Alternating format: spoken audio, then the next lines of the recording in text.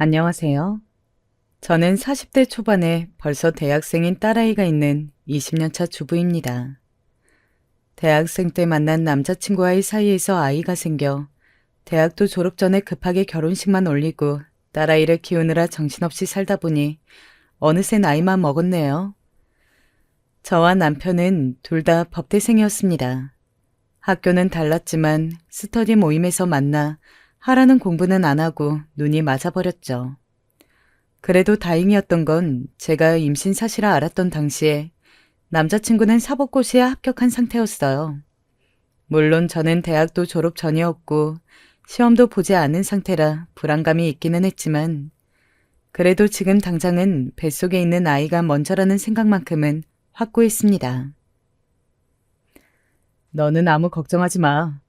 내가 하루라도 빨리 큰 로펌에 들어가서 너랑 우리 아기 행복하게 해줄게. 나랑 결혼해줘. 프로포즈를 받았다는 기쁨을 느낄 새도 없이 저희에게는 얼마 시간이 없었습니다. 남자친구가 연수원에 들어가기 전에 결혼식을 올려야 했으니까요. 후다닥 식을 올리고 저는 남편이 연수원에 들어간 사이 시댁에 들어가 시부모님과 함께 살았습니다. 저희 시댁은 모두 법조인 집안이었어요. 시부모님 두 분 모두 변호사였고 제 남편도 곧 변호사가 될 예정에 도련님도 법대에 다니고 있었으니까요. 반면 저는 어린 나이에 아무것도 모르는 상태로 아이를 낳고 돌보느라 하루하루가 전쟁터였습니다. 거기다 딸아이가 몸이 좀 약했어요. 태어날 때부터 선천적으로 심장이 약하게 태어나 초등학교 때는 학교에 가는 날보다 병원에 가는 날이 더 많았죠. 저는 아픈 아이를 돌보면서도 항상 바쁜 남편과 시부모님 내조를 하느라 한시도 쉴 틈 없이 지냈습니다. 시간이 얼마나 빠른지 어느새 저희 딸아이도 법대에 들어갈 정도로 시간이 흘렀네요. 저는 이제서야 제 스스로를 돌아볼 수 있는 시간이 생겼어요. 남들보다 빨리 엄마가 되어버려서 혹여나 딸아이에게 부족한 엄마로 보이지는 않을까 전전긍긍하며 20년을 살았습니다. 남편이나 시부모님에게도 마찬가지였죠. 그렇게 20년을 넘게 살았으니 엄마로서나 아내로서는 누구보다 베테랑이라 자부할 수 있었지만 정작 제 이름 석자를 걸고 회사에 다녀본 적도 없었고 남들 다 하는 그 흔한 아르바이트도 한번 해본 적이 없더군요. 그런데 안 그래도 심란한 제 마음에 불을 지피는 사건이 일어났습니다. 제게는 저와 동갑인 도련님이 한 명 있었습니다. 도련님은 40을 훌쩍 넘겨서도 일만 하느라 결혼을 하지 않았어요. 그런데 어느 날 갑작스레 결혼을 하겠다며 웬 여자를 데리고 왔더라고요. 안녕하세요. 처음 뵙겠습니다. 오수진이라고 합니다. 어머, 너 이진영 아니니? 우리 도련님 여자친구가 오수진 너였어? 이게 얼마만이야. 너 학교 그만두고 처음 보는 거니까 20년도 넘었네. 어떻게 이렇게 만나니? 너무 반갑다. 세상이 아무리 좁다고 해도 그렇지. 글쎄, 도련님이 데리고 온 여자친구가 바로 제 대학 동기더라고요. 시부모님께서도 대학 동기라는 이야기에 바로 둘이 친했냐고 물으셨어요. 친구 사이끼리 동서지간이 되면 너무 좋겠다면서요. 시부모님의 말씀에 수진이는 곧바로 저와 친했다고 대답했지만 사실 제 생각은 좀 달랐습니다. 수진이는 정말 기억이 나지 않아 그렇게 대답한 것인지는 몰라도 저는 아무리 다시 생각해보아도 우리 둘은 전혀 친한 사이가 아니었거든요. 오히려 사이가 안 좋은 편이라면 안 좋은 편이었죠. 둘 다 대학 때 주변에 친구도 많은 편이었고 교수님들에게 예쁨을 많이 받던 편이라 은근 알게 모르게 둘 사이에 신경전이 좀 있었습니다. 물론 제가 사고를 쳐서 대학을 졸업도 하기도 전에 결혼식부터 올렸으니 믿지 않으실 수도 있지만 사실 지금의 남편을 만나 불꽃이 튀어 아이를 가지기 전에는 대학생활 내내 미팅 한 번, 클럽 한 번 가본 적 없을 정도로 성실하게 공부만 한 타입이었거든요. 사실 저와 수진이가 처음부터 사이가 안 좋았던 건 아니었어요. 대학 때 일입니다. 함께 과제 준비를 한 적이 있었는데 당시 제가 생각했던 수진이의 이미지와는 달리 막상 함께 과제를 하다 보니 은근 얄미운 타입이더군요. 모임 때마다 미리 자료 조사도 해오지 않고 하는 거라고는 없이 몇 시간 동안 수다만 떨고 친구들 험담만 하는 걸로 모자라서 아직 회의가 끝나지도 않았는데 항상 여기저기 선배들에게 전화를 걸어 술 약속을 잡더니 결국은 바쁘다며 제멋대로 가버리기 일쑤였습니다. 결론적으로 과제 준비는 하나도 참여한 게 없었어요. 그래놓고 조언들이 다 준비해 놓으면 그제서야 본인이 너무 한 게 없다면서 보답으로 발표하겠다며 헛소리를 하더군요. 저와 함께 과제를 할 때뿐만이 아니라 다른 아이들과 할 때도 항상 그런 식으로 해온 것 같았어요. 그런데 오수진 주변에는 워낙 대단한 선배들이 많아서 족보도 잘 구하고 선배들도 많이 소개해주고 그래서 그랬는지 아이들이 은근 싫은 소리를 못하더라고요. 그런데 저는 그런 부분에 있어서 잘 참고 좋게 좋게 넘어가는 편이 아니었어요. 말을 마음에 담아두지 못하는 성격이었죠. 그렇게 미안했으면 어제라도 밤새워서 자료 조사라도 했어야지. 이제 와서 마치 네가 다 준비한 것처럼 발표를 하겠다고? 말했잖아. 어제는 몸이 너무 안 좋았다니까? 그리고 솔직히 우리 조언 중에 내가 발표 제일 잘하잖아. 저번 모의 토론 때 점수도 내가 제일 좋았던 거 기억 안 나? 이번 과제가 모의 토론도 아니고 네가 조사한 내용도 아니잖아. 아무리 말을 잘해도 준비도 안 된 상태에서 무슨 발표를 한다고 그래? 그러다 발표 망치면 네가 책임질 거야? 와, 너 네가 조사 좀 많이 했다고 되게 생색낸다. 그래 그럼 발표도 잘난 네가 다 하면 되겠네. 완전 잘난 척 오지네. 짜증나. 네가 다 해먹어라. 그뿐만이 아니었어요. 조언이었던 애들 앞에서 제가 자신에게 싫은 소리 좀 한 거에 기분이 상했는지 그때부터는 아예 저를 대놓고 싫어했어요. 제가 뭐만 하면 꼬투리를 잡고 자신과 친한 애들과 무리지어 다니며 은근 비아냥거리더라고요. 그리고 문제는 그뿐만이 아니었습니다. 어느 날 갑자기 교수님께서 저를 부르시더라고요. 교수님, 제가 그런 거 정말 아니에요. 제가 선배 중에 아는 사람도 없는데 족보를 어디서 구했겠어요. 네가 돌린 족보라고 벌써 소문이 났던데? 자꾸 아니라고 잡아댈 거야? 나중에 안 일이긴 하지만 족보를 돌린 건 오수진이 한 일이었더라고요. 일부러 저에게 덮어 씌운 것인지까지는 확실하지 않았지만 어쨌든 제가 하지도 않는 일을 가지고 교수님께 불려간 것도 모자라 저는 그 교수님 수업에서 최고 낮은 학점까지 받았습니다. 그러니 저는 절대 잊으려고 해도 잊히지 않았죠. 그런데 그런 애와 동서지간이 될지도 모른다니요. 하지만 어쩌겠어요.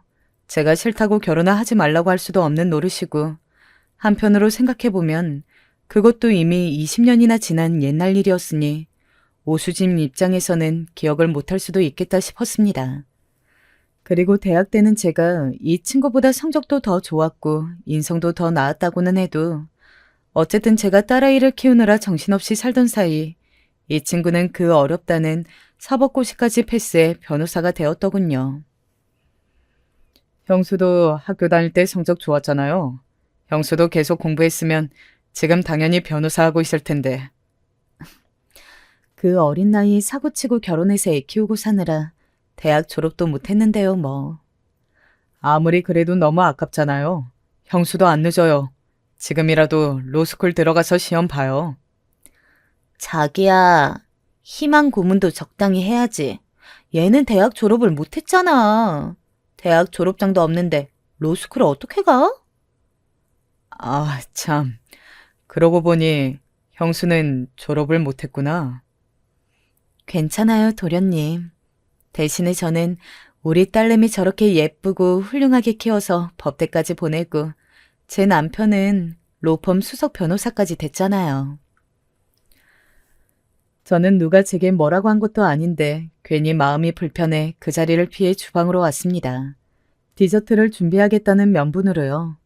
안 그래도 최근에 자존감이 많이 떨어져 있던 상황이었는데 변호사가 된 대학 동기까지 만났으니 저는 더 감정이 좋지 않았죠. 그런데 그때 마침 오수진이 주방까지 따라 들어오더군요. 어머, 이 쿠키며 케이크 다 네가 만든 거야? 너무 맛있겠다. 너 변호사는 못했어도 이 정도 실력이면 카페나 할 수 있겠는데? 딸아이가 어릴 때부터 몸이 약해서 먹는 게 예민했거든. 그래서 집에서 항상 만들어 먹이다 보니 이제 웬만한 건 내가 다 만들어.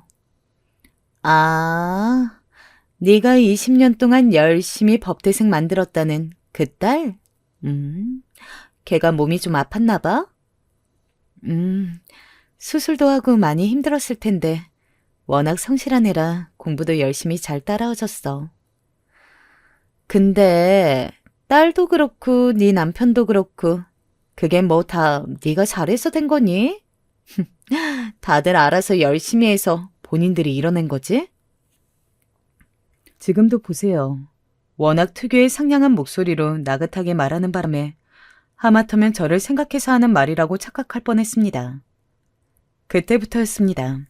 디저트를 먹는 동안도 가족들은 모두 화기애애 보였지만 저는 어쩐지 낄 수가 없었어요.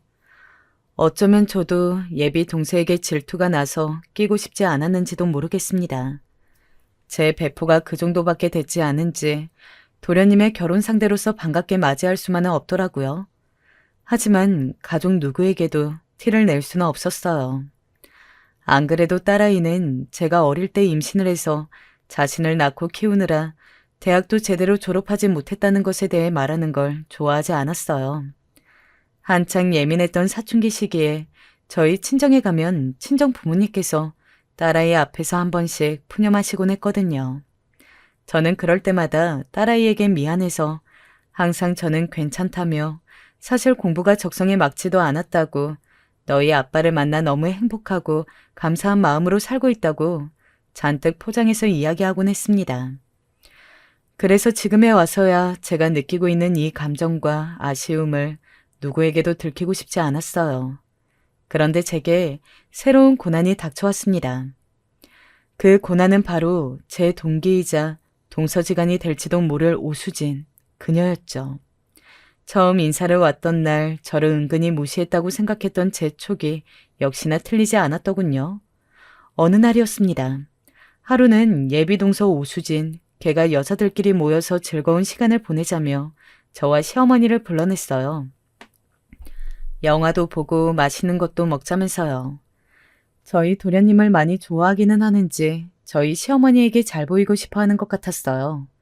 영화도 미리 예매해놓고 식당도 예약해두었더라고요. 그런데 수진이가 회사 일이 바쁜지 영화를 보는 동안도 몇 번씩 회사에서 전화가 오더라고요. 그리고 예약해둔 식당에 가서도 몇 번이나 전화가 걸려왔어요. 그 모습을 보다 못한 시어머님은 아무래도 그냥 넘기기 힘드셨는지 결국은 말씀하시더라고요. 너희 로펌 다른 변호사들한테 듣기야 했다만 네가 그렇게 일 욕심이 많다며? 아무리 일이 좋아도 몸 생각은 하면서 일해야지. 네, 그래야죠. 근데 아직은 일이 너무 재밌어서요. 한 살이라도 어릴 때 하나라도 더 많은 케이스를 경험해봐야 나중에 개소에서도 잘할 수 있을 것 같아서요. 예비동서는 아무래도 시어머니나 시아버지께서 모두 같은 변호사셨으니 누구보다 자신의 입장을 이해해 줄 거라 생각한 것 같았지만 사실 저희 어머님은 변호사 생활을 하시면서도 아들 둘을 살뜰히 키워내신 슈퍼맘이셨습니다. 그리고 항상 일보다는 가정이 먼저라 말씀하실 정도로 아들들을 사랑으로 키우셨죠. 그래서 제가 딸아이를 키울 때도 시어머니는 언제든지 일하고 싶다면 뭐든 도와줄 테니 말만 하라고 하셨어요. 하지만 아이가 자라면서 많이 아팠으니 제게는 그럴 여유가 없었지만 말입니다. 안 그래도 내가 한번 얘기하려고 했었는데 네 나이도 있고 아이 가지려면 지금부터 몸 관리 잘해야 해. 아이요? 저는 제 나이도 나이지만 사실 아이를 낳겠다는 생각까지는 아직 안 해봐서요. 어머, 그게 무슨 소리야? 부부한테 아이가 얼마나 중요한데 아직 생각을 안 해봤으면 지금부터라도 꼭 다시 해봐. 우리 아들은 아기 되게 좋아해. 순간 얼굴이 창백해진 수진이의 표정을 보자 저도 좀 안 됐다 싶었습니다. 어머님과 생각이 당연히 다를 수 있는 건데 결혼도 하기 전부터 아이 얘기를 들었으니 마음이 좋지 않을 것 같았습니다. 저는 애써 분위기를 수습해보려 어머님이 좋아하시는 와인을 한 잔 시켰습니다. 우리 큰며느리는 언제 봐도 참 센스가 있어. 내 입맛에 맞는 메뉴도 항상 알아서 척척 고르고 내가 좋아하는 영화도 새로 나오면 꼭 추천해주는데 항상 재밌다니까. 어머님이랑 제가 같이 산 세월이 얼만데요. 벌써 20년이 넘었는데 그 정도는 알고 있어야죠. 우와, 20년을 같이 살았다고요? 아, 그럼 웬만한 모녀지간보다도 가깝겠어요? 그럼 우리 며느리 혼자 아픈 애 키우느라 고생하면서도 우리 아들의 바쁜 시부모까지 옆에서 살뜰히 챙기느라 고생 많이 했지. 내 며느리라서 하는 얘기가 아니라 참 착하고 기특해. 어머, 두 분 사이에 끼려면 제가 노력 많이 해야겠어요. 어머님, 저도 잘할게요. 많이 예뻐해 주세요. 그런 게 어디 한순간에 되니? 우리가 인연이면 너랑 내 아들이 부부가 돼서 단란한 가족 만들어 잘 사는 모습 보여주면 자연스레 한 식구가 되는 거지. 수진이는 저와 시어머니의 사이가 부러워 셈이 났는지 시어머니가 잠깐 화장실 가신 사이 제게 시부모님이 역시 재력이 있어서 그런지 며느리들한테 서로 잘하라고 은근 경쟁을 시키는 거라며 비아냥거리더라고요. 저는 절대 그런 분이 아니라고 선을 그었어요. 그러자 제게 나중에 물려받을 재산 바라고 잘하는 거면서 착한 척하지 말랍니다. 정말 기가 막히더군요. 역시 예전에도 툭하면 남의 험담을 하더니 전혀 변한 게 없어 보였어요. 그렇게 시간이 흘러 저희 도련님과 예비 동서는 무사히 상견례를 마치고 결혼 날짜까지 잡았습니다. 결혼식을 며칠 남기지 않고 어느 날 예비 동서가 친정 부모님께서 가져다 드리라고 했다면서 웬 고가의 상품권 봉투를 가져왔더라고요. 참, 형님은 예단 뭐로 하셨어요? 상품권? 아니면 그냥 현금? 아이고야, 우리 큰며느리야 제일 큰 선물인 우리 큰손녀를 만들어 왔잖아. 상품권이니 돈이니 그런 게 다 무슨 소용 있어? 우리 손녀가 최고지. 아무리 그래도 요즘 세상에 어떻게 맨몸으로 시집을 와요? 와, 우리 시부모님 너무 좋으신 분들이다. 그죠, 형님? 어머니 앞이라고 꼬박꼬박 말을 높이고 있었지만 저번처럼 은근 저를 무시하는 행동은 여전했습니다. 이쯤 되니 저와 한번 해보자는 건가 싶었죠. 아마도 저번 일 때문에 더 심해진 것 같았어요. 하지만 대놓고 싸움을 걸어오는 것도 아니었으니 제 입장에서 괜히 대꾸에 문제를 일으킬 수는 없었어요. 그러는 사이 어느새 도련님과 수진이는 결혼식을 올렸습니다. 대학 때는 몰랐던 사실인데 수진이네 친정 부모님 두 분 모두 미국에서 변호사 일을 하고 계시더라고요. 그래서 결혼식 준비 내내 한 번도 보진 못하고 식이 끝나자마자 다시 미국으로 돌아가셨다네요. 수진이는 대학 때부터 혼자 한국에서 생활해서 항상 가족들끼리 북적이며 사는 모습이 부러웠답니다. 그래서 만약 결혼하게 되면 시부모님과 함께 살고 싶었다면서 결혼을 하고도 저희 식구와 시부모님이 사는 집에 들어와 살겠다고 하더라고요. 어른들은 당연히 좋아하셨지만 저는 오수진의 그 새까만 속을 모르지 않았어요. 얼마 전 만났을 때 시부모님께서 이야기한 게 있었거든요. 평생 변호사 생활을 하시며 바쁘게 사셨으니 은퇴하고 나면 미리 사둔 시골 별장에 내려가서 소일거리나 하며 한가로이 살 거라고 하시면서 그 전까지만이라도 자식들과 손주들과 북적거리며 살고 싶다고 하시더라고요. 그러고는 시아버지께서 제게 그때까지 함께 살아주면 결혼하고 내내 시부모 모시고 사느라 고생했으니 지금 사는 주택을 증여해주겠다고 농담 섞인 말을 하셨어요. 당시에는 서방님도 그럼 우리는 이라며 맞장구를 쳐서 웃고 넘겼는데 제가 아는 오수진이라면 그 말을 신경 쓰지 않을 리 없었어요. 아무래도 이래저래 제게 그 집을 그냥 뺏기고 싶지 않아서 그러는 것일 수도 있겠다는 생각이 들었죠. 그러던 어느 날이었습니다. 웬일로 일찍 퇴근해 집에 들어온 동서가 주방에서 저녁을 차리느라 분주한 제 곁으로 다가오더니 다짜고짜 오늘 세탁소에서 배달이 안 왔냐고 묻더라고요.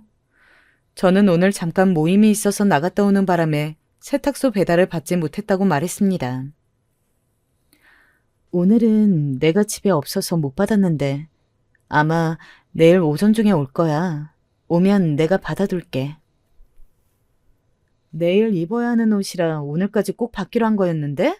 안 받아두시면 어떡해요?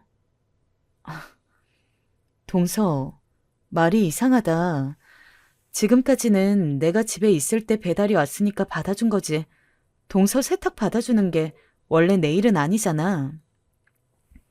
집에 안 계실 거였으면 미리 말이라도 해주셨으면 좋았잖아요.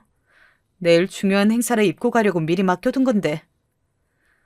그렇게 중요한 거였으면 동서가 미리 찾아다 놨으면 됐잖아. 내가 어딜 나갈 때마다 동서한테 보고해야 해? 그런 뜻으로 하는 말 아닌 거 알면서 꼭 꼬투리를 잡으셔야겠어요? 아, 정말 누가 집에서 노는 아줌마 아니랄까봐.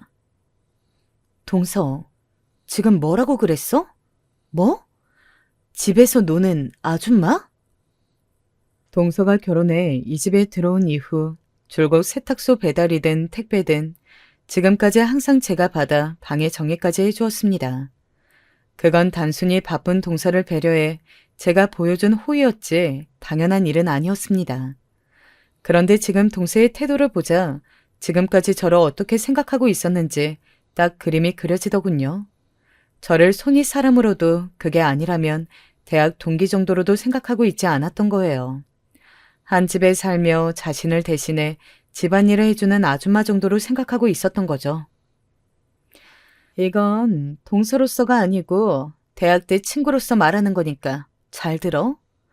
나는 분명 중요한 일 때문이라고 했잖아.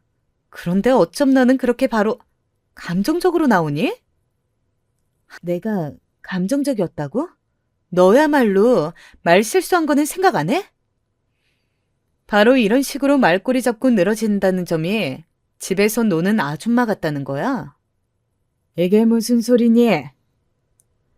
그때 마침 퇴근을 하시고 집에 들어오신 시어머니께서 주방에서 저와 동서가 싸우는 소리에 놀라 들어오셨습니다. 우리가 한 가족으로 한 집에 살아도 엄연히 각자의 역할이 있고 규칙이 있는 거지. 앞으로는 세탁이 됐든 택배가 됐든 각자 알아서 받아. 알았어? 어머니, 그런 게 아니라 어머님도 아시잖아요. 내일이 저한테 얼마나 중요한 날인지요. 그건 네 일이잖아.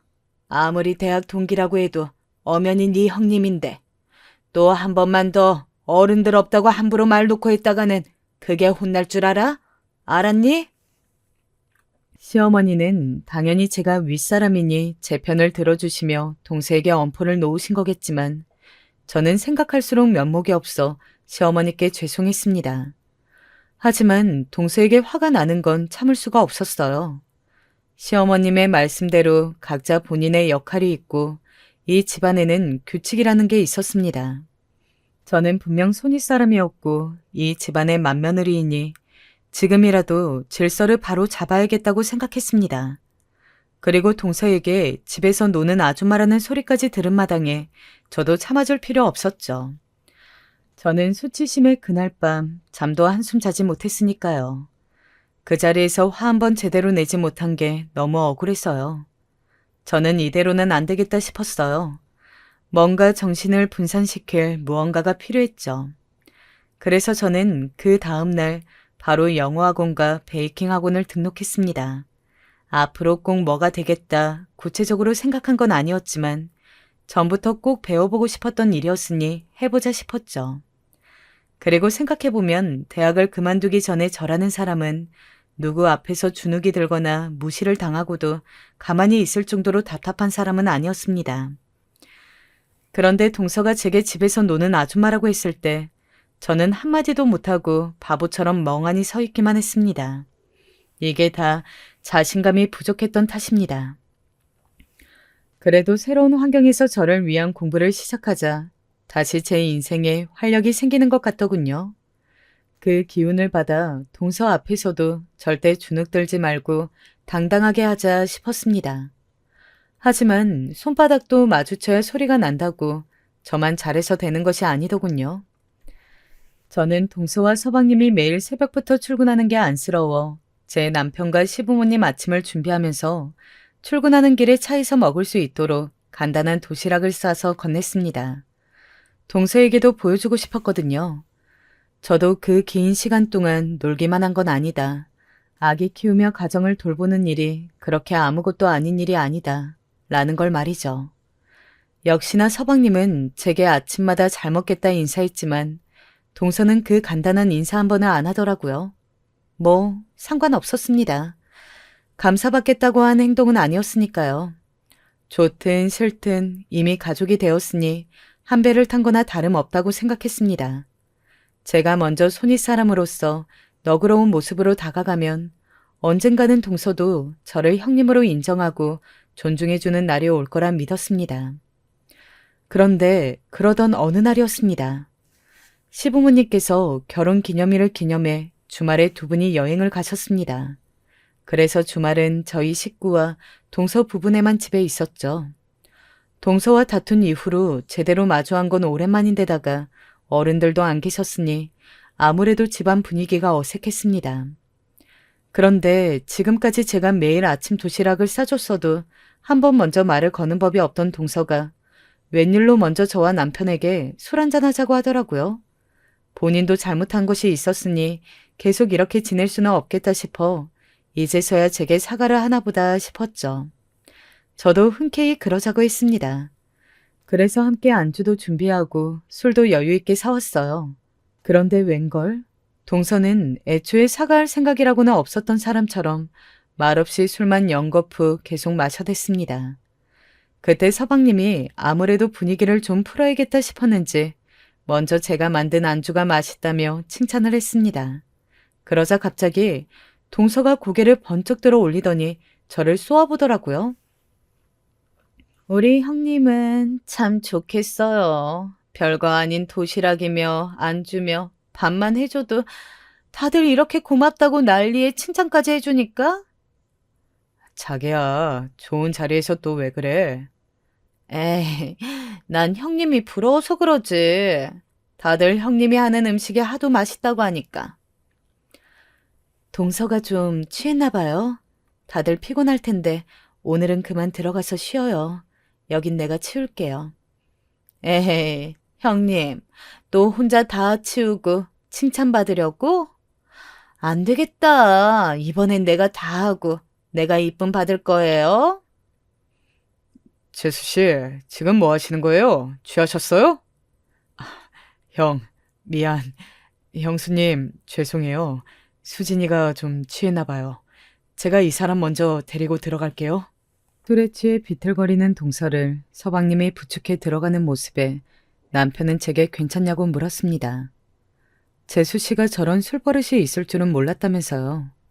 저는 자격지심이라는 건 제가 동서에겐 느끼고 있다고 생각했는데 이제 보니 동서도 제게 이상한 자격지심 같은 걸 느끼고 있을지도 모르겠다는 생각이 들었습니다. 동서처럼 잘난 사람이 도대체 뭐가 아쉬워서 저를 저런 식으로까지 무시하려고 하는 것인지 이해가 되질 않았거든요. 그냥 미안하다고 사과 한마디만 하면 끝날 일을 가지고 말이죠. 그런데 다음날 아침 주방에서 해장국을 끓이고 있던 제게로 아무렇지 않은 얼굴로 동서가 다가왔습니다. 형님도 어제 술 드셔서 힘드실 텐데 좀 더 주무시지 그랬어요. 누가 보면 월급 받고 하는 일인 줄 알겠어요.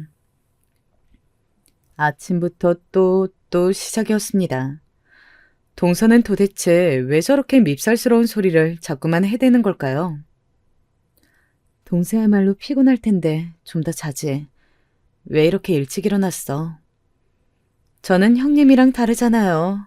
평소에 일한다는 핑계로 집안일 안 한다고 시어머니며 아주버님까지 은근 눈치 주시는데 쉬는 날이라도 일찍 일어나서 좀 거들어야죠.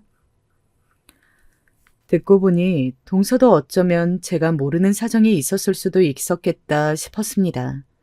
동서나 서방님 둘 다 변호사인 건 똑같았고 오히려 동서가 경력이 많아 일도 훨씬 많았는데 시댁에 함께 산다는 이유만으로 집에 있으면 살림은 대부분 동서가 도와야 했으니 억울할 수도 있겠다 싶었습니다. 일도 많이 바쁠 텐데 시댁에서 시집살이까지 하느라 고생이 많지? 앞으로는 내가 도와줄 수 있는 건 다 도와줄 테니까 언제든지 필요하면 말해. 형님이 도와주실 수 있는 거라 뭐가 있을까요? 안 그래도 청소할 시간이 없어서 시간제 도움이라도 부르려고 했는데 괜찮으시면 형님이 좀 대신해 주실래요? 그럼 그렇지. 잠시라도 저와 동서가 어쩌면 같은 편일지도 모르겠다는 생각에 잠깐의 기대를 해보았지만 역시나 착각이었습니다. 동서는 그냥 심보가 뒤틀릴 대로 뒤틀린 고약한 성미를 가진 사람이었습니다. 동서, 자꾸 왜 그래? 나도 동서 다 마음에 드는 건 아니지만 우리가 이미 가족으로 만난 이상 최소한 잘 지내려고 노력은 해봐야 하는 거 아니야? 대학 때부터 착한 척, 성실한 척, 내숭 떨면서 애들 선동하고 잘난 척하는 건 익히 잘 알고 있었는데 어쩜 결혼해서도 그렇게 똑같아? 시댁 식구들 앞에서까지 꼭 그렇게 착한 척을 해야겠어? 뭐? 동서, 어머님 말씀 잊었어? 어른들 없을 때도 말 놓지 말고 집안 질서대로 하라고 하신 거? 새파랗게 어린 게 발랑 까져서는 사고 쳐서 결혼한 게 무슨 자랑거리라고. 먼저 결혼 좀 한 걸 가지고 자꾸 형님 흉내를 내? 동생이 말하는 모양새를 보아하니 처음 시댁에 인사 왔을 때부터 이미 저와 대학 때 사이가 썩 좋지 않았다는 것도 알고 있었는데 지금까지 모르는 척하고 있었던 것 같더라고요. 내숭을 떠는 건 제가 아니라 본인이면서 도대체 무슨 소리를 하는 건지 모르겠더군요. 너 대학 때 있었던 일 다 기억하고 있었구나. 그때 족보 돌린 거 나라고 한 것도 너 맞지? 그걸 이제 알았어? 그 족보 돌린 것도 나야. 근데 네가 자꾸 잘난 척 재수없게 굴길래 일부러 교수님한테 네가 그런 거라고 내가 거짓말했어. 뭐? 너 진짜 내가 그때 그 교수님한테 찍혀서 내내 학점 망해서 얼마나 속상했는데 그런 짓을 일부러 했다고? 어차피 임신해서 학교도 졸업 못했으면서 너한테 학점이 무슨 소용이라고 개오바야. 뭐? 개오바? 있지도 않는 일을 가지고 교수님까지 속여서 아무것도 모르는 사람을 곤란하게 만들어 놓고 너 진짜 뻔뻔하다. 저는 동서의 뻔뻔함에 기가 차서 말문이 떡하니 막혀버렸어요. 결혼하고 지금까지 저에게 저렇게 막무가내로 굴고 싶었을 텐데 시부모님이나 가족들 앞에서 참느라 얼마나 힘들었을까 싶더군요. 그리고는 서방님이 주방으로 나오자 금방 아무 일도 없었던 것처럼 입을 딱 다물더라고요. 그리고 며칠 뒤 아무래도 제가 식구들에게 대학 때 일을 이야기라도 할까봐 걱정됐는지 제 방에 찾아오서는 다 지난 일이고 자신도 옛날 일에 대해 많이 반성하고 있으니 잊어달라며 갑자기 180도 달라진 태도로 나오더라고요. 순간 옛날 일을 가지고 따져 물은 제가 민망할 정도로 정중하게 말이죠. 그래서 저도 다 지난 일을 끄집어내 가족들에게까지 말할 생각은 없었다고 걱정하지 말라고 이야기하며 앞으로 잘 지내자고 했습니다. 그런데 그 자리에서는 분명 동서도 잘하겠다고 말해놓고서는 또 얼마 지나지 않아 동서의 만행은 다시 심해지더군요. 시부모님이나 가족들이 없는 자리에서는 아예 저를 형님은커녕 가족 취급도 하지 않으면서 저를 노골적으로 무시하기 시작했어요. 하루는 명절을 앞두고 둘이 함께 장을 보러 간 적이 있었습니다.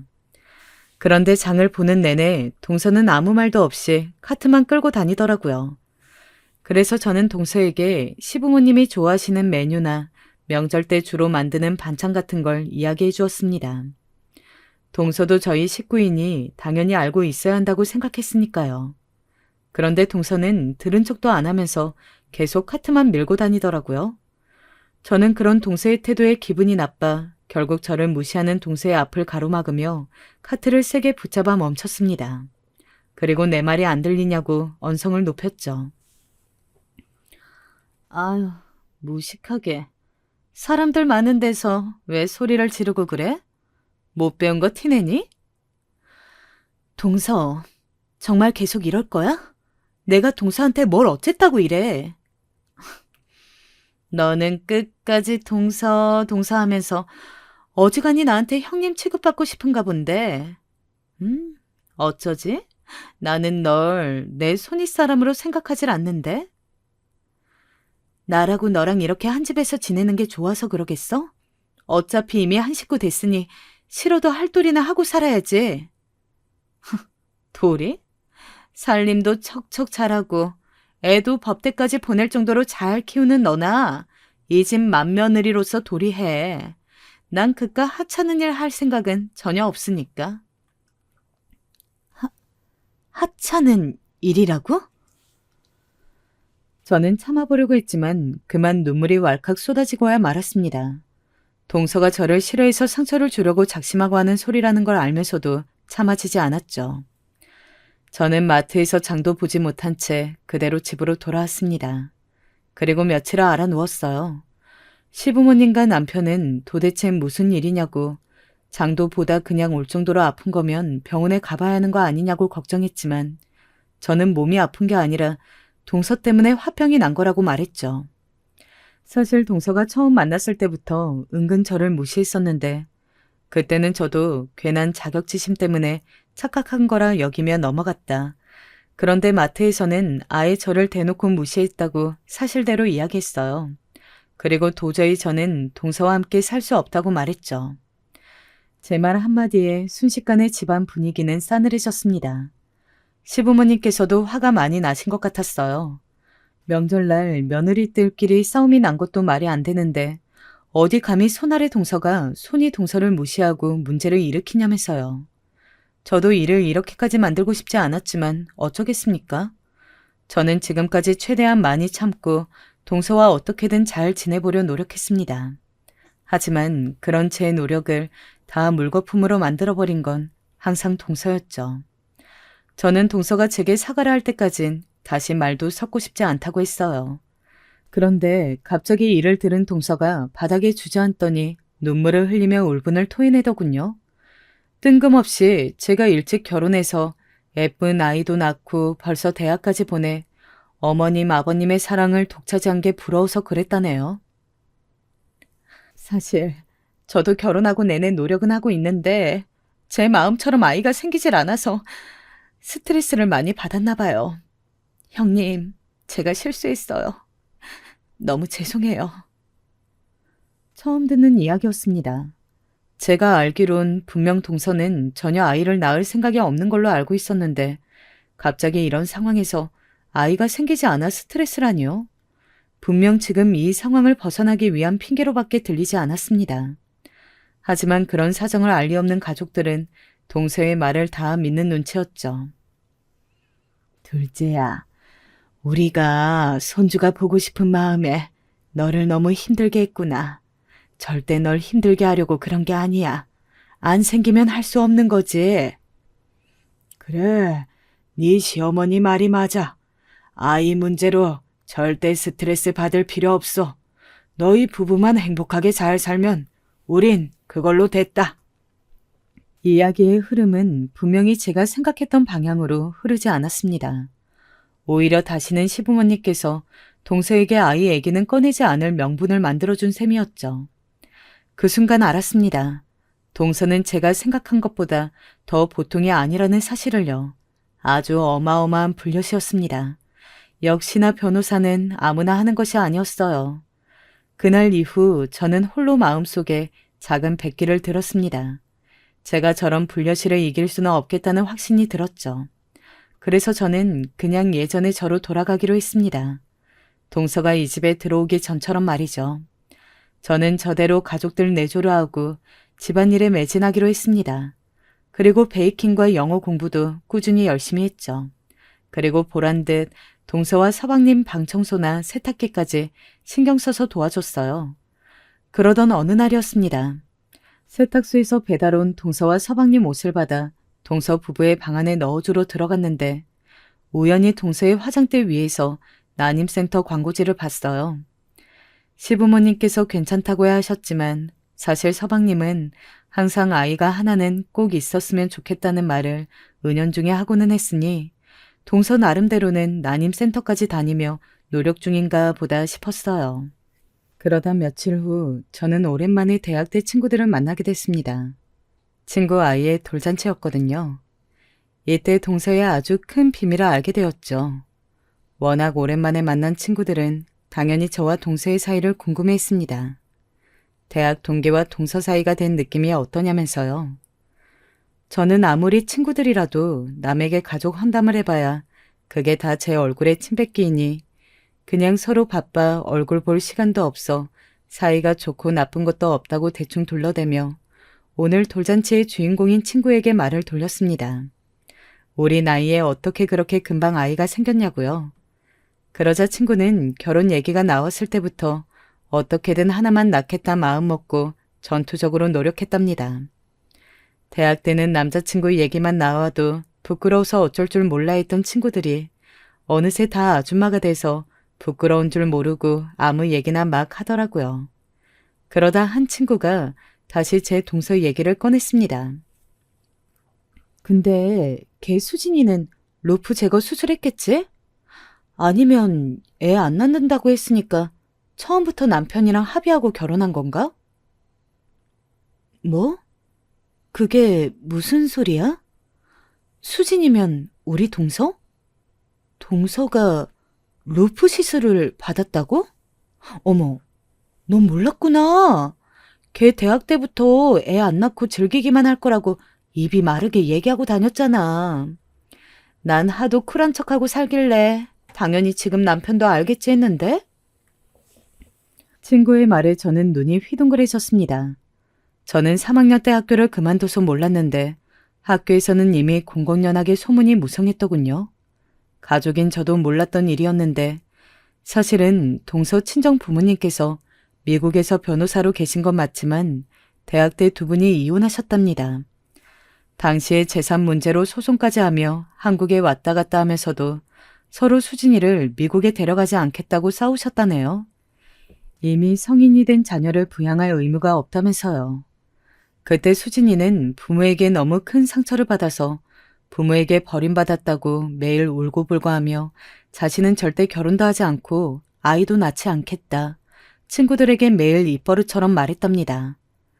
그리고 이 남자 저 남자 만나며 매일 남자를 바꿔 사귀는 것도 모자라 갑자기 피임 시술을 받았다고 하더라고요. 그때는 다들 나이도 어렸고 피임에 대해서 말하기 꺼리던 시절이니 동서의 행동이 이해가 안 되기도 하고 걱정되기도 해서 다들 충격적인 일로 기억하고 있었다네요. 친구의 말이 사실이라면 저도 충격이었습니다. 동서 친정 부모님께서 이혼하셨다는 사실도 저희 시댁에서는 전혀 모르고 계셨으니 그것도 충격이었지만 만약 동서가 아이를 원하지 않아서 정말 피임 시술을 받은 상태로 결혼을 했고 서방님을 속이고 계속 난임센터를 다니고 있는 척을 하는 거라면 이건 명백한 사기 결혼 혹은 저희 시댁을 모욕하고 있다고 생각할 수밖에 없었습니다. 저는 이 일에 대해 어떻게 해야 할지 몰라 혼란스럽더군요. 동서에게 직접 확인한 사실도 아니다 보니 시댁 식구들이나 남편에게는 상의조차 할 수 없었으니 말이죠. 그런 와중에 동서는 새로 개소할 변호사 사무실 일로 정신없이 바빠 집에는 거의 들어오질 않았습니다. 그러던 어느 날이었어요. 사무실 개소 준비가 거의 끝났다며 집에 들어온 동서는 시댁 식구들이 모두 모인 자리에서 개소식 초대장을 모두에게 건넸어요. 동서가 아주 오래전에 꿈꿔왔던 일이었으니 아주 행복해 보이더라고요. 시부모님께서는 이렇게 기쁜 일에 당연히 친정 부모님도 오시냐고 물으셨지만 동서는 아마 일이 바쁘셔서 못 오실 거라고 둘러대더라고요. 저는 그제야 동서에게 확실히 확인해야겠다 싶어 동서를 따라 방으로 들어갔습니다. 그리고 물어볼 게 있다고 말문을 열었죠. 얼마 전 대학 동창 아기 돌잔치에 갔다가 이상한 소리를 들었다고요. 그러자 동생의 얼굴은 차갑게 굳어 낯빛이 창백해지더군요. 저는 친구에게 들은 이야기가 사실이냐고 따져 물었습니다. 그러자 지난번에 제가 동서 화장대에서 보았던 난임센터 광고지를 보여주더군요. 넌 걔네들이 하는 말을 설마 믿는 거야? 내가 피임 시술을 받았으면 뭐하러 난임센터까지 다녔겠어? 동서의 억울해하는 표정과 지난번 아이가 생기지 않아 힘들다면 눈물까지 흘리던 모습이 겹치면서 정말 내가 동서를 오해하고 있나? 라는 생각까지 들었습니다. 사실 아이 낳을 생각이 없었던 건 사실이야. 대학 때 친구들한테 그렇게 말한 것도 사실이고. 그런데 남편 만나고 나서 생각이 바뀌었어. 이 남자라면 우리 아버지랑 다르게 좋은 아빠가 되어줄 것 같아서. 저는 그럼 시술 얘기는 소문일 뿐이었다고 치고 부모님께서 이혼한 건 왜 얘기하지 않았냐고 물었습니다. 그러자 동서는 저희 시부모님께서 처음부터 화목한 가정에서 자란 며느리를 원하셔서 얘기하지 못했답니다. 그러면서 안 그래도 자신도 계속 마음에 걸려 기회를 봐서 말씀드리려고 했다면서 자신이 차차 말씀드릴 테니 그때까지만 비밀을 지켜달라고 부탁하더라고요. 저는 설마 이런 걸 가지고 가족을 속이겠나 싶으면서도 동서에게 한두 번 당하나 싶어 우선 그 자리에서는 알았다고 둘러대고 나왔습니다. 그리고 며칠 후 동서 방에서 보았던 난임센터를 찾아가 보기 위해 다시 난임센터 광고지를 확인하러 동서 방에 들어갔어요. 저도 이렇게까지 해야 하나 싶었지만 막상 들어가 보니 잘했다 싶었습니다. 난임센터 확인할 필요 없이 난임센터 광고지를 뒤적이던 순간 안에서 웬 종이 하나가 떨어지더라고요. 열어서 확인해 보니 다름 아닌 루프 재시술 진단서와 시술 영수증이더군요. 전에 한 시술 기간이 지났는지 동서는 재수술을 했나 보더라고요. 역시나 제 예상대로 동서가 제게 둘러댄 말은 거짓말이었습니다. 이제는 확실한 증거까지 제 눈으로 확인한 마당에 어떻게 하면 좋을까 고민하던 중 동서 사무실 개소식 날이 다가왔습니다. 저는 그래도 좋은 일이니 축하해주고 싶은 마음에 없는 솜씨를 부려 각종 쿠키와 다과를 직접 만들어 갔습니다. 그런데 제가 또 간과하고 있던 게 있더군요. 오수진, 제 하나뿐인 동서가 제가 생각한 것보다 훨씬 더 사악하고 못된 년이라는 걸 말이죠. 글쎄, 개소식 입구부터 안내 직원들이 서 있었는데 저를 보자마자 못 들어가게 막아서더라고요. 명분은 법조인이 아닌 사람은 들어올 수 없다는 게 이유였습니다. 저는 너무 기분이 상해서 어쩔 줄 모르고 서 있었는데 글쎄 동서가 팔짱을 껴채 성큼성큼 제 앞으로 걸어오더라고요. 형님, 와, 진짜 여기를 왔어요? 그런데 어쩌죠? 오늘은 법조인들끼리만 모이는 자리라 그만 돌아가 주셔야겠어요. 동서, 정말 해도 해도 너무한다. 어떻게 나한테 이럴 수가 있어? 왜요? 형님이 제 비밀 좀 쥐고 있다고 해서 제가 형님 말에 덜덜 떨면서 떠받들어 모셔야 해요? 그런 뜻이 아니잖아. 동서 개소식 날인데 가족인 내가 못 들어간다는 게 말이 돼? 가족? 피 한 방울 안 섞인 우리가 어떻게 가족이에요? 시부모님 돌아가시면 남남인데. 동서는 정말 없던 정까지 뚝뚝 떨어지게 한다. 그래도 이건 동서 축하해 주려고 만든 거니까 이거라도 가지고 들어가. 난 갈게. 아, 진짜 답답하게. 말귀를 못 알아먹어? 착한 척 좀 그만해요. 도대체 이딴 걸 누가 먹는다고. 제발 낄 때 안 낄 때 구분 좀 하죠? 쾅. 눈으로 보고 귀로 들어도 정말 믿을 수 없는 일이 벌어지고 말았습니다. 동서가 글쎄 제가 만들어 온 디저트를 손으로 밀어버려 바닥에 모두 다 쏟고 말았습니다. 저는 정말 참고 참아보려 했습니다. 하지만 제가 끝까지 잡고 있으려던 이성의 끈이 결국 끊어지고 말았어요. 저는 그대로 달려들어 재수없는 동서의 뺨따구를 세게 날려주었습니다. 그리고 그대로 머리끄댕이를 잡아 밀치고 바닥에 눕혀 마구 머리를 흔들었어요. 그 순간 소란스러운 소리에 개소식에 왔던 손님들은 물론 저희 시댁 식구들까지 모두 다 밖으로 나와 저희를 뜯어 말렸습니다. 저는 끝까지 동서의 머리카락을 쥐고 흔들며 소리를 질렀어요. 어머니, 인연이 우리 가족을 다 속였어요. 친정 부모님은 진작 예전에 이혼하셨고 아이를 가질 생각도 없어서 피임 시술하고도 난임센터에 다니는 척 연기하며 서방님과 시부모님을 기만한 년이라니까요. 그 자리에 있던 사람들은 다들 슬슬 자리를 피했고 저희 시댁 식구들은 모두 놀라 입을 벌리고 있었습니다. 그리고 동서는 자리에 주저앉아 엉엉 소리를 내며 어린애처럼 울음을 터뜨렸어요. 동서의 법조인 지인들이 잔뜩 모인 그 자리에서 시부모님은 세상 살다 살다 너처럼 음흉한 애는 처음 봤다면서 매몰찬 얼굴로 사무실을 나와버리셨어요. 동서는 지푸라기라도 잡는 심정으로 서방님을 아주 애처로운 얼굴로 바라봤지만 서방님은 어떻게 얼굴 하나 안 변하고 거짓말을 할 수 있냐며 자신은 소름이 끼쳐서 잠시도 같이 못 살 것 같으니 당장 짐을 싸서 나가라고 소리를 질렀습니다. 그 이후 저는 동서와 단 한 번도 마주친 일이 없었으니 근황이야 모르지만 서방님 말로는 워낙 소문이 빠른 동네라 사무실도 금방 문을 닫았다네요. 저는 웃음이 절로 나왔습니다. 동서도 이제는 잘 알았겠죠. 대한민국 아줌마는 함부로 건드는 게 아니라는 걸 말입니다.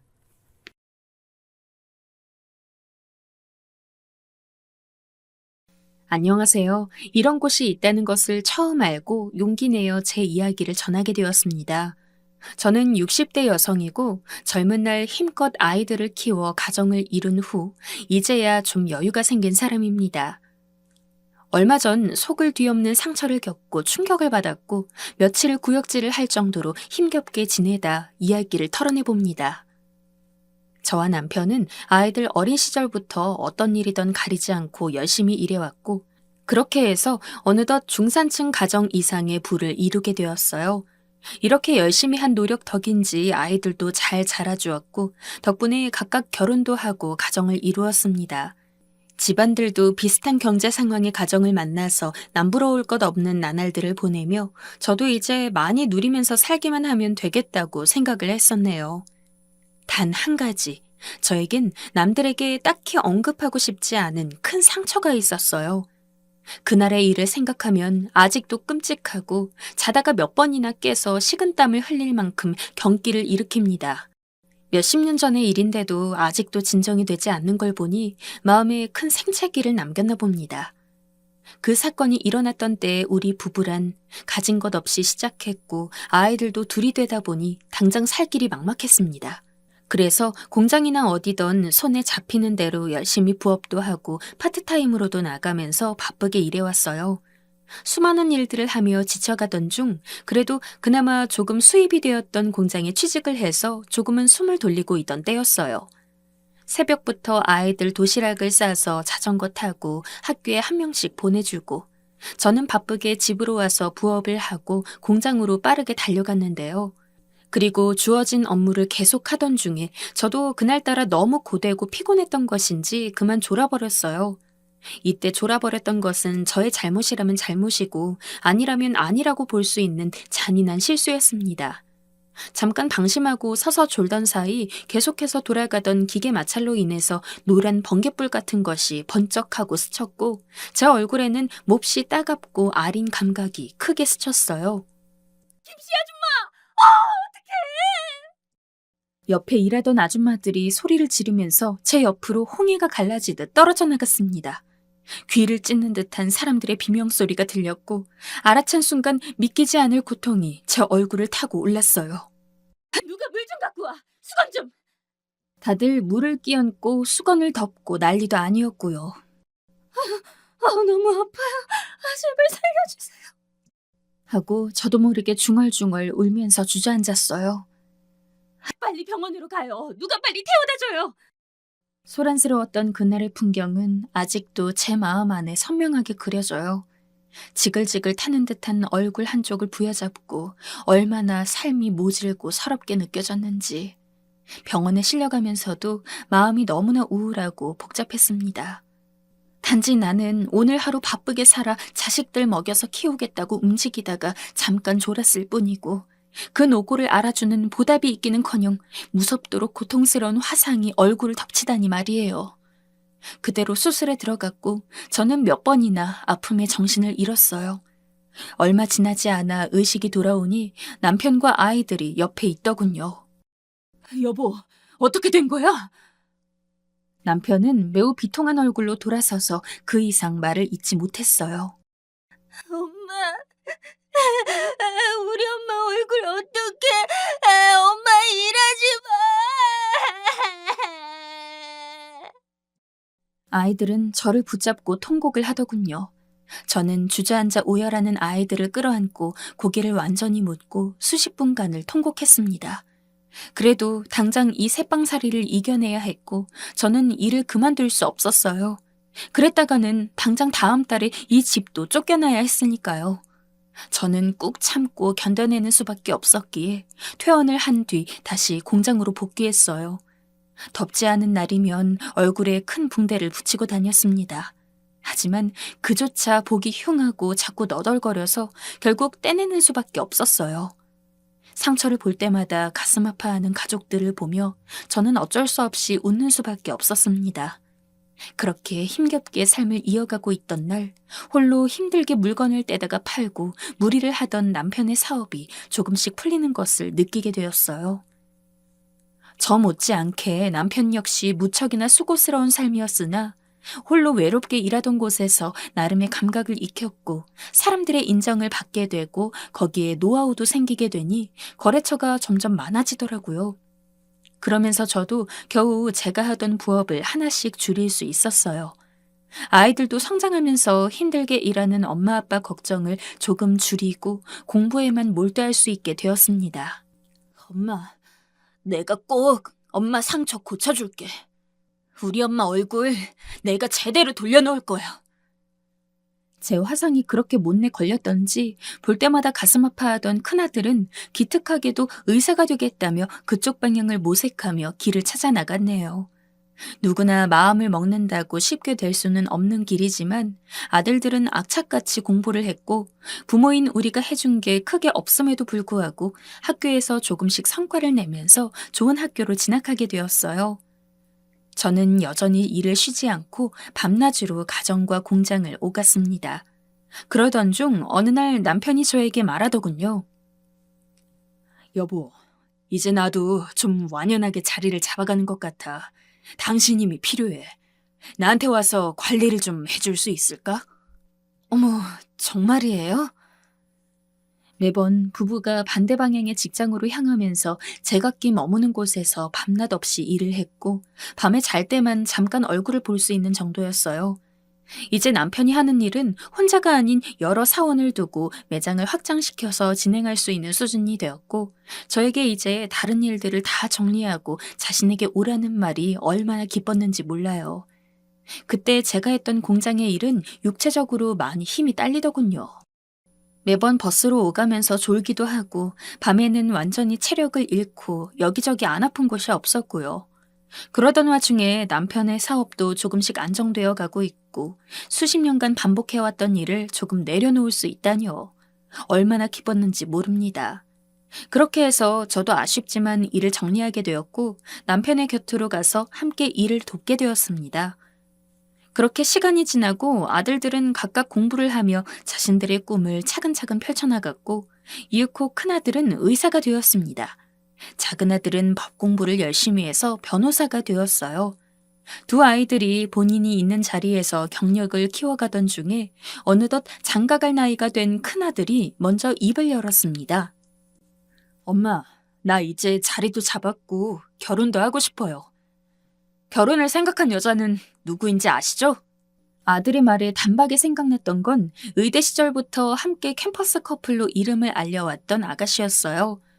얼굴을 자주 본 적은 없지만 아들의 말을 듣기로는 늘상 착하고 마음씨도 곱다고 익히 들어왔었고요. 우리 오래 만나왔고 서로 앞으로 꿈을 향해 가기 위해서도 더없이 좋은 관계가 될 것 같아요. 엄마, 허락해 주세요. 저 역시 그 아이를 좋게 보고 있었고 둘 다 제 화상을 함께 걱정해주기도 하며 치료 방식에 나름 고민을 해주었던 것을 떠올렸어요. 그러니 사랑하는 아들이 함께 손잡고 걸어갈 배필로서 더없이 좋다는 생각이 들었습니다. 아들은 의사가 된 이후 제 얼굴을 낫게 해주려고 무던히 애를 써서 그나마 조금은 나은 상태가 되었지만 사실 누가 봐도 험상궂은 인상을 주기에 여념없는 상처이긴 했어요. 그래도 이런 얼굴을 보고 상냥하게 어머니가 너무 좋아요. 하고 살갑게 말을 걸어오는 며느리가 얼마나 예뻤는지 몰라요. 남편도 우리 가족에게 없는 딸이 생긴 것 같다며 무척 기뻐했고요. 그리고 이 둘은 많은 이들의 축복 속에 가정을 이루게 되었습니다.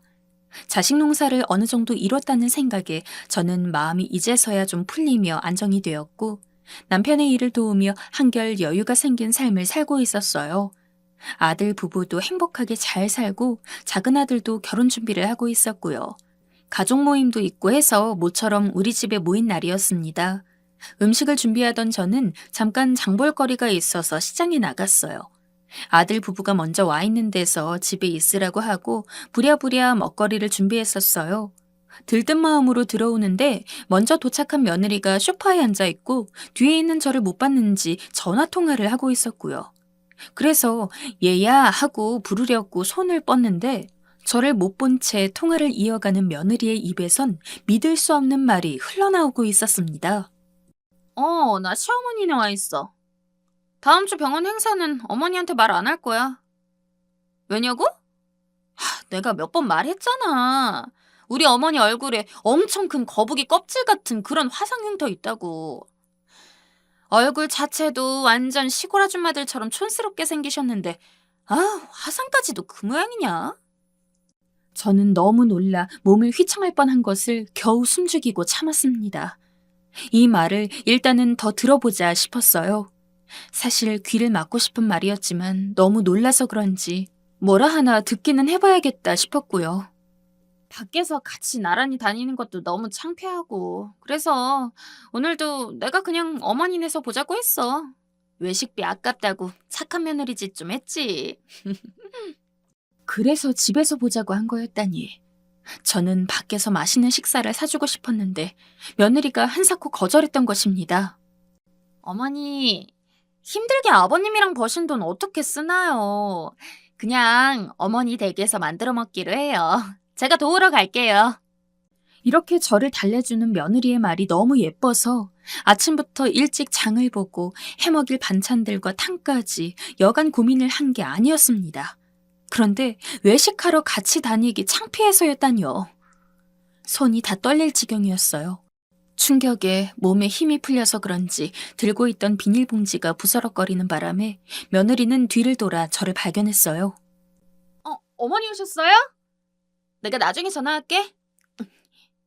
황급히 전화를 끄는 며느리는 얼마나 제가 만만했으면 그 통화 내용을 들었을 거란 생각도 못했나 봅니다. 정말 듣고 믿기지도 않는 수준의 말을 해가며 제 옆에 붙더군요. 어머니, 뭐 사오신 거예요? 숙주나물 저랑 그 이랑 너무 좋아하는데. 역시 최고예요, 어머니.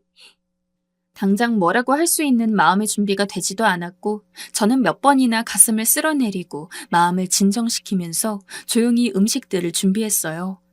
그렇게 먹는 둥 마는 둥 몇 번이나 울음이 터져나올 것 같은 마음을 억지로 눌러가면서 참았습니다. 저는 가족들을 위해서 살았고 제 잘못도 아닌 사고로 인해서 억울하게 이런 보기 싫은 화상 흉터가 얼굴에 자리 잡게 된 것입니다. 누구를 원망해야 하는 걸까요? 당시에 우리 집 어려웠던 사정? 제가 너무 힘들어서 졸았던 것? 원망할 수 있는 곳이 딱히 없어서 더 기가 막혔네요. 보기 싫고 못생기게 느껴질 수 있는 흉터에 그다지 내놓고 자랑할 인상도 못 되지만 그런 걸로 시애미인 저를 창피해야 하는 며느리라니. 저는 한 번도 그런 생각을 못했기에 더 배신감이 컸어요. 전혀 그런 일이 없는 척 야무지게 제 일을 돕는 며느리를 보니 제가 바보같이 느껴지더군요. 정말 돌을 씹어도 이보단 맛있겠다는 생각을 하면서 음식을 입에 억지로 넣었습니다. 엄마, 엄마 밥이 역시 최고야. 하는 아들을 보니까 더 악물고 참게 되더군요. 그런 상태로 모임을 끝낸 후 저는 낮에 얼마 먹지 않은 것조차 소화가 되지 않아서 속이 아팠어요. 남편에게 먼저 자라고 해놓고 거실로 나와서 낮에 들었던 며느리의 말을 계속 생각했네요. 나한테 와서 인사를 할 때의 풍경이 떠오르더군요. 어머니, 이 사람한테 이야기 들었어요. 늘 어머니 화상만 생각하면 가슴이 아린다면서 자기는 늘 어머니를 존경한다고 했어요. 저도 너무 마음이 아팠어요. 어머니, 저희가 잘할게요. 라던 며느리의 말입니다. 저는 아무것도 바라지 않았고 가난한 가정에서 살다가 꿈을 이룬 아들이 자기 색시랑 그저 행복하게 오래오래 둘이 잘 살기를 바랐어요. 그래서 둘을 따로 부르지도 않고 아들 결혼 3년 차가 되도록 혹시 불편할까봐 그 둘이 사는 집에 가본 것도 딱 2번입니다. 의사 며느리 바쁘니 개인적으로 전화 걸어본 적도 맹세코 없었어요. 제가 무엇을 그렇게 잘못했길래 이토록 무시당하게 된 걸까요? 그간 나에게 해왔던 며느리의 모습들과 전화 내용 속 본심이 엇갈려 제 속을 완전히 뒤흔드는 것 같았습니다. 저는 결국 못 참고 화장실로 달려가 구역질을 하고 먹은 것을 다 토해냈어요. 당신 왜 그래? 무슨 일이야? 잠결에 남편이 놀라서 달려나왔지만 말하지 않았습니다. 가슴이 불타오르듯 아팠지만 지금 바로 이야기를 한다고 해결될 것 같지 않았어요. 그렇게 소가리를 하고 며칠이 지나 이러다 제가 죽을 것 같아서 결국 남편에게 털어놓았습니다. 떨리는 목소리로 한두 마디 털어놓는 제 이야기를 듣고 남편은 얼굴이 일그러졌고요. 당신 그게 정말이야? 하며 말은 했으나 표정은 무척 참혹해 보였습니다. 그런 남편을 보면서 저는 복받친 서름이 밀려와 울음이 터졌어요. 내 도저히 안 되겠어. 하며 복잡한 얼굴로 머리를 만지던 남편은 한참 정막을 두었다가 다시 입을 뗐어요. 당신, 내가 한창 젊을 때 능력도 없어서 그거 메꿔보겠다고 그렇게 일했잖아. 그래서 생긴 그 상처를 갖다가 며느리가 그따위로 말했단 말이야? 남편은 저에게 얼굴을 보이지 않고 뒤돌아서서 허리에 손을 얹고 한참이나 괴로워했네요. 남편도 듣고 이렇게 속상해하는 걸 보니 더 힘들어지더군요. 아무 말 없이 있던 남편은 핸드폰을 꺼내더니 어디론가 전화를 걸었습니다. 그리고 누군가를 부르더군요. 누구를 부른 거야? 그네 오라고 했어. 내가 얘기 좀 해야 될 것 같아, 여보. 묵혔던 한숨이 밖으로 쏟아져 나오며 아들을 위해 참아야 하는 건지 아닌지 더 이상 생각하기도 힘들었던 저는 눈을 꾹 감으며 그대로 의자에 주저앉았어요. 그 와중에 제 얼굴을 저도 모르게 무심결에 만졌는데 까끌하게 만져지는 화상 흉터가 유독 더 거추장스럽고 따갑게 느껴졌습니다. 여보, 나 이거 다 없애고 싶어. 그럴 수 없다는 걸 알지만 당신? 넋두리를 늘어놓는 저를 황망한 눈으로 쳐다보던 남편은 뭔가를 결심하는 듯 했어요. 사실 제 화상은 쉽게 없앨 수 있는 게 아니었고요. 남편의 사업이 좋아지면서 많은 노력을 했고 수술도 했지만 너무 극악한 사고였기에 색만 좀 옅어졌을 뿐 끔찍한 흉터는 그대로 남아있었어요. 저는 늘 외면하면서 지내왔고 가족들이나 친지들도 늘상 그게 보이지 않는 듯 저를 대하려고 했어요. 누구도 그것을 건드리지 않으려고 무의식 중이라도 경계하는 눈치였고 그런 상황 자체가 참 서글펐고요. 그래도 가족들을 위해서 살겠다고 그렇게 된 것이니 어느 순간부터 제 운명으로 받아들이고 살려고 했는데 이런 일이 생겼어요. 쥐죽은 듯 흐느끼고 있는데 배를 누르는 소리가 들렸고 아들이 왔습니다. 아버지, 무슨 일이세요? 엄마도 표정이 안 좋으시네.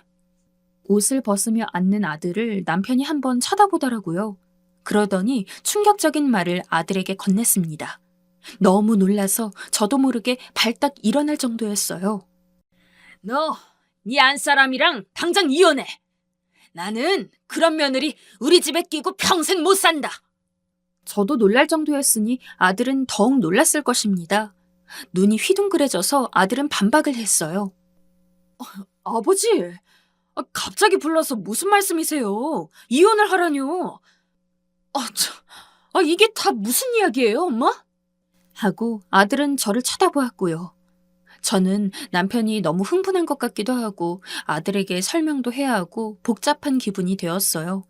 그러던 사이에 남편이 날선 목소리로 아들에게 소리를 질렀네요.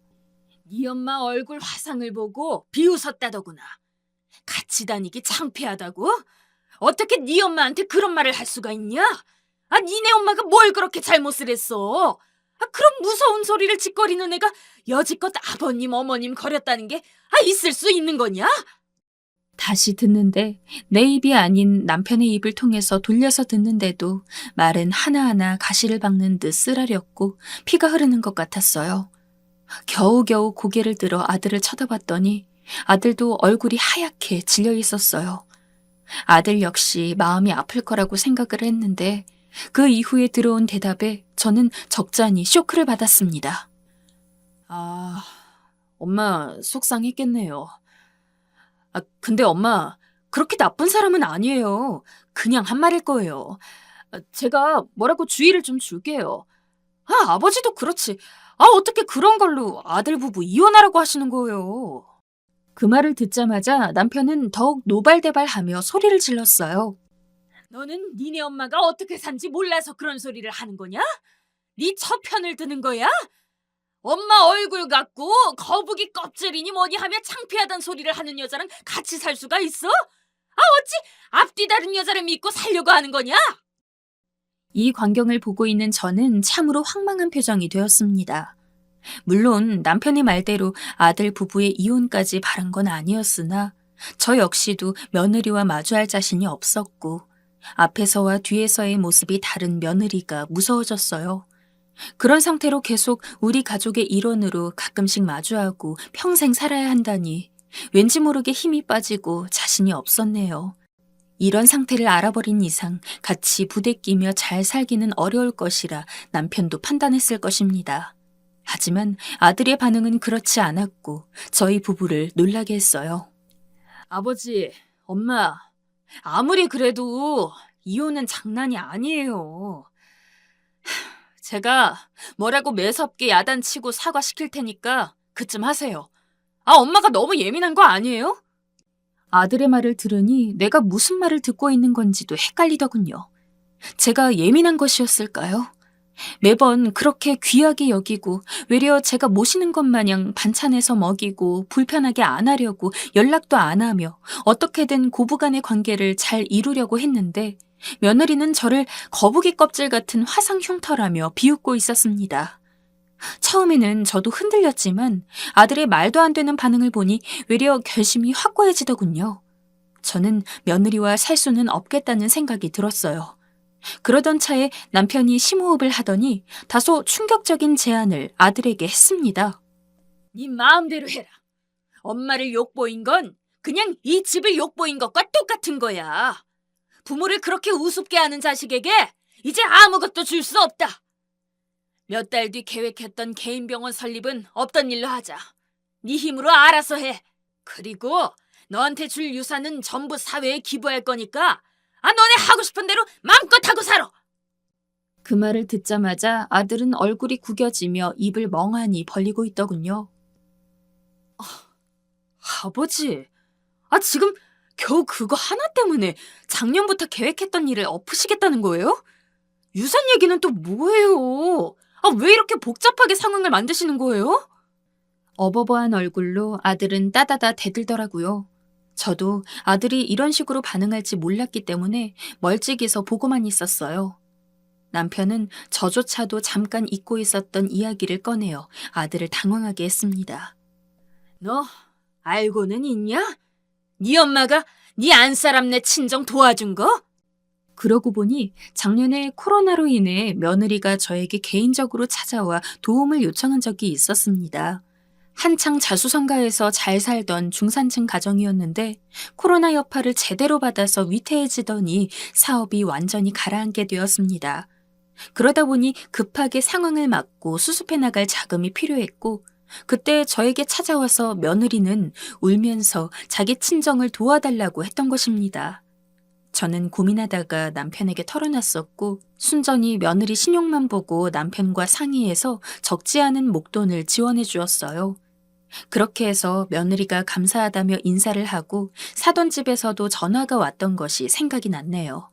그러고 보니 그런 일도 있었는데 뭔가 알아주길 바란 건 아니지만 며느리는 그럼에도 불구하고 저를 그렇게 하찮고 못나게 보고 있었고요. 더 이상 말하기 싫구나.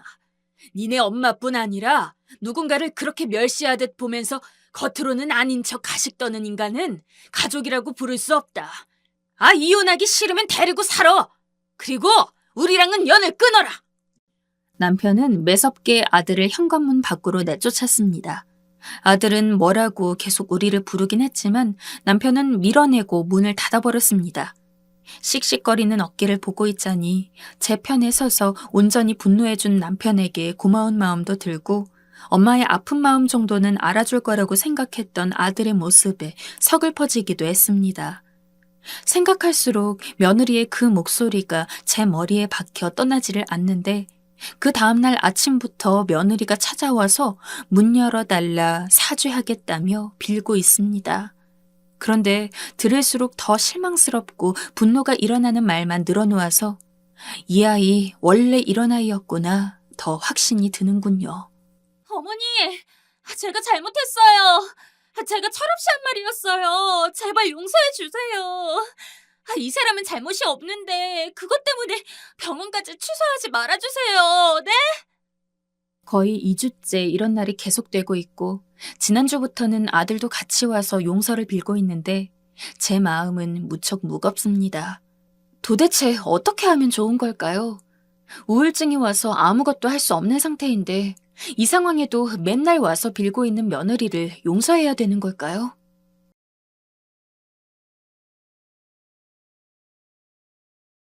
안녕하세요. 요즘 너무 행복한 나날들을 보내고 있는 대한민국의 흔한 아줌마입니다. 저에게 정말 유쾌, 상쾌, 통쾌한 일들이 있어서 여러분들과 기쁨을 나누려고 합니다. 제 이야기는 가난으로부터 시작이 됩니다. 비록 집이 가난해서 못 배우고 자랐지만 적어도 인간적인 품성만큼은 제대로 교육받고 성장했다고 자부합니다. 하지만 세상을 살아가다 보면 그저 착한 것만으로는 해결되지 않는 것들이 많더라고요. 어렸을 적부터 가정 형편 때문에 오랜 기간 동안 아이들로부터 무시를 당해왔습니다. 그래도 그건 괜찮았습니다. 그나마 어릴 때 당했던 무시는 귀여운 수준이었으니까요. 나이가 먹으면서부터 은근히 제가 어느 정도 사는지를 물어보고 그에 대해서 솔직히 답변을 하면 알게 모르게 깔아뭉개는 사람들이 참 많았습니다. 금희 씨는 어느 대학 나왔어? 집은 잘 살아? 아니요, 대학은 못 나와서 고졸이에요. 집도 그냥 간신히 입에 풀칠하면서 사는 정도고요. 네, 저 대학 못 나왔어요. 고등학교도 간신히 들어갔습니다. 그것도 돈이 없어서 아버지는 절대로 고등학교 가지 말라고. 무슨 여자애가 고등학교까지 공부를 하냐면서 뭐라고 했던 거 어머니 덕분에 갈 수 있었습니다. 중학교까지도 여유 있게 다녔던 것도 아니에요. 급식비를 못 내서 선생님에게 불려가기 일쑤였고 남들 다 가는 수학여행도 저는 돈이 없어서 못 갔으니까요. 왜 우리 집만 이러지? 다른 애들은 다 행복하게 사는데. 솔직히 어릴 적에는 원망도 많이 했습니다. 왜 나만 이렇게 가난한지. 다른 가난한 집 애들을 봐도 저만큼 심각한 집은 없었던 것 같았거든요. 게다가 그 애들은 형제가 많았고 부모가 먹여 살려야 할 입이 여럿이라 그랬을 수도 있겠지만 저는 저희 집의 외동딸이었습니다. 살면서 한 번도 남들보다 좋은 옷, 좋은 음식 바란 적은 없어요. 그저 남들과 같은 옷, 같은 음식을 먹기를 바랐을 뿐이죠. 그러나 저에게는 그것도 굉장히 큰 꿈이었습니다. 큰 꿈이자 이룰 수 없는 소망이요. 당연히 잘 사는 애들이 그만큼 부러웠습니다. 하다못해 그냥 평범하게 사는 애들도 부러웠습니다. 하지만 단언컨대 단 한 번도 그런 아이들을 타당하지 않은 이유로 미워한 적은 한 번도 없었습니다. 저는 제가 갈 길이 따로 있는 거고 이미 주어지고 현재 상황에서 어떻게 할 수 없는 것을 제 스스로를 갉아가면서까지 원망해봤자 남는 게 없겠다는 판단이 들었죠. 이 생각을 고등학생 때 했었는데 지금 생각해도 참 일찍 어른이 되었다고 생각합니다. 엄마, 저 대학교에 합격했어요. 너무 장하다, 우리 딸. 가난한 제가 할 수 있는 것은 공부라는 생각밖에 들지 않았습니다. 그래서 공부라도 열심히 했습니다.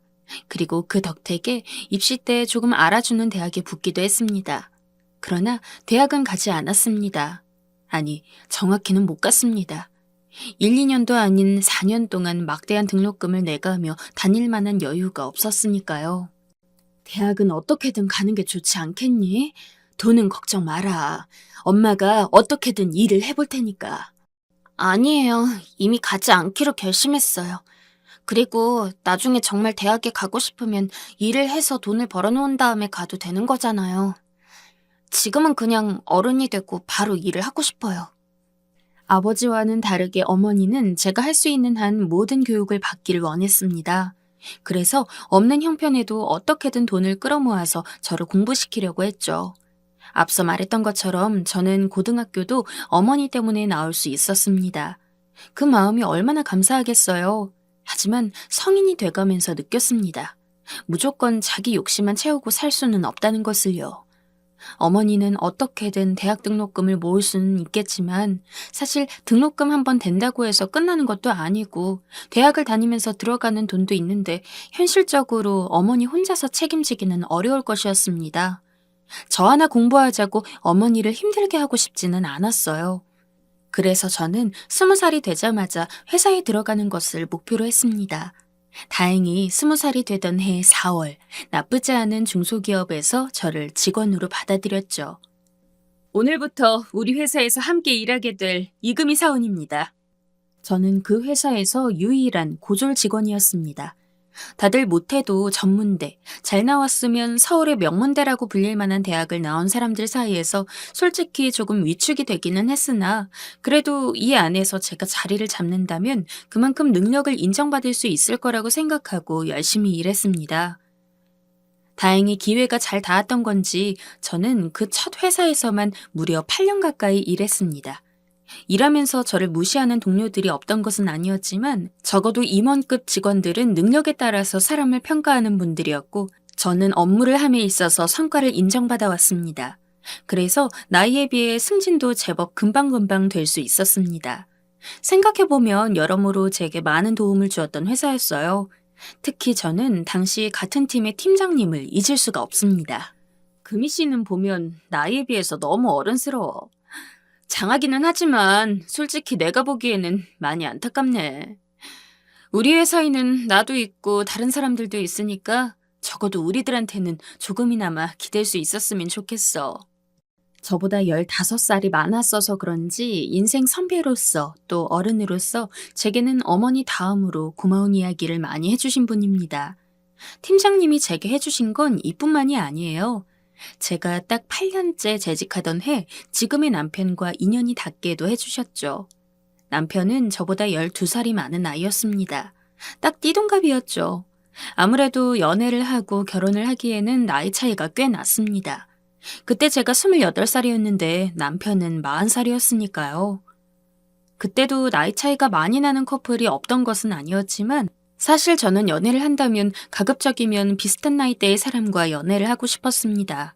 하지만 남편은 그 큰 나이 차이를 아무것도 아니게 여기도록 만들 만큼 매력이 있는 사람이었죠. 남편은 당시 저희 회사에서도 가장 가방끈이 긴 사람이었습니다. 석사를 넘어서 박사 출신이었으니까요. 그것도 원래 평균적인 졸업기간보다 훨씬 일찍 졸업을 했다고 알고 있습니다. 사실상 대기업에 들어가도 모자라지 않을 만한 스펙이었으나 회사를 설립한 사람이 남편의 부모님이라 그 회사에서 꾸준히 일을 하는 거라고 하더라고요. 이 차장님도 진짜 대단하셔. 솔직히 박사까지 하시고서 실력만으로 차장 자리까지 꿰차기에는 어린 나이시잖아. 그러니까 이 차장님만큼 엘리트면 어느 회사를 가도 대접받을 텐데. 가까운 동료들과 밥을 먹으면서 이야기를 하다 보면 남편에 대한 이야기가 종종 나오기도 했습니다. 업무적으로도 흠잡을 게 없었고 비교적 젊은 나이에 높은 자리까지 오른 만큼 직원들에게 있어서는 관심의 대상이나 다름없었죠. 그런 제가 남편의 눈에 든 것은 어찌 보면 기적일 것입니다. 계기는 별거 아니었어요. 원래 남편과는 다른 팀이어서 업무적으로 겹칠 일이 없었는데 아까 제가 은인이라고 말씀드렸던 팀장님이 제 남편과 식사를 하게 될 기회가 있었는데 저를 소개해주면 좋을 것 같아서 가볍게 제의를 해주셨거든요. 금희 씨, 오늘 나 경영팀 이 차장님이랑 점심 먹으러 가는데 금희 씨도 괜찮으면 같이 먹을래? 이야기 들어서 알겠지만 이 차장님이 우리 회사에서는 여러모로 유명하잖아. 아무래도 팀이 다르면 아는 체 하기도 어렵겠지만 이렇게 밥 한 번 먹으면서 얼굴 터두면 나중에 업무적으로 궁금한 거 있을 때 물어보기도 좋고 괜찮을 것 같아서 어때? 누군가에게는 별거 아닌 그 식사 자리가 결국 저와 남편을 만나게 해서 결혼까지 이끈 것입니다. 물론 결혼은 순탄치 않았어요. 시부모님이 결사반대를 했기 때문이죠. 어디 박사까지 나온 우리 아들을 겨우 고졸 출신 여자애가 휘어잡으려고 해? 내 눈에 흙이 들어가기 전에는 어림도 없다. 반대는 당연히 예상했습니다. 드라마에서도 주변에서도 많이 보고 들은 만큼 이미 그런 식으로 이야기를 하실 거라고도 충분히 생각하고 있었습니다. 하지만 각오를 하고 있었다고 하더라도 면전에서 그런 이야기를 듣는 건 역시 슬프고 마음이 안 좋더라고요. 그래도 남편이 곁에 있기에 견딜 수 있었습니다. 저와 처음 결혼에 대해서 이야기를 꺼낸 것도 남편이었고 남편은 자신이 부모님과 의절하면서라도 반드시 저와 결혼을 하겠다고 걱정 말라고 이야기해줬습니다. 걱정 마. 나는 내 인생에 있어서 여자란 당신밖에 없다고 생각하고 있어. 부모님이 지금은 반대하고 있지만 내가 열심히 설득하면 분명히 이해해 주실 거야. 만약 이해 못 해주신다면 내가 나가서 살면 되니까 당신은 나만 믿어. 하지만 사실 결혼을 준비하는 데 있어서 가장 큰 복병은 남편의 여동생, 즉 제게는 시누이가 되는 사람이었습니다. 그나마 시부모님 되는 사람들은 남편이 있는 자리에서는 대놓고 저를 멸시하거나 하지는 않았습니다. 그러나 시누이는 아니었습니다. 흔히 말에도 뼈가 있다고 하죠. 대놓고 힐난을 하는 것은 아닌데 미묘하게 저를 비꼬는 언행들이 너무 많았습니다. 생각보다 받는 월급이 적네요. 요즘 시대에 그 정도 받고 생활이 되나? 남편은 정말 좋은 사람이었지만 솔직히 시부모님과 시누이 때문에 결혼을 하루에도 수백 번 이상 망설였습니다. 남편이 노력을 안 하는 것은 아니었지만 이대로는 진짜 언제 허락을 해주실지 모르겠더라고요. 그래도 견뎠습니다. 지금 남편과 결혼을 하는 게 아니라고 하더라도 나중에 다른 남자를 만날 때도 이런 과정을 또 거칠 것 같았거든요. 그러면 차라리 이번 한 번을 제대로 버티고 나도 좋아하는 사람과 결혼하자 싶어서 시부모님과 시누이가 그렇게 싫어하는데도 불구하고 뻔뻔하게 꼬박꼬박 얼굴을 비치러 갔습니다. 갈 때마다 홍삼이며 갈비며 온갖 선물을 이것저것 사들고 가서는 시키는 대로 집안일만 하다가 집에 돌아가기 일쑤였어요. 그래도 그 노력 덕분인지 어떻게든 결혼을 했습니다. 하지만 결혼했다고 다는 아니더군요. 솔직히 처음 결혼할 때는 일단 허락만 해주시면 그래도 좋든 싫든 며느리이기 때문에 어느 정도 사람 대우를 해주실 거라고 생각했던 것 같아요.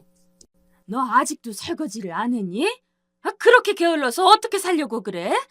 집안일 하나 제대로 못할 거면 우리 아들이랑 이혼해라. 언니, 빨래를 아직 안 겠네요?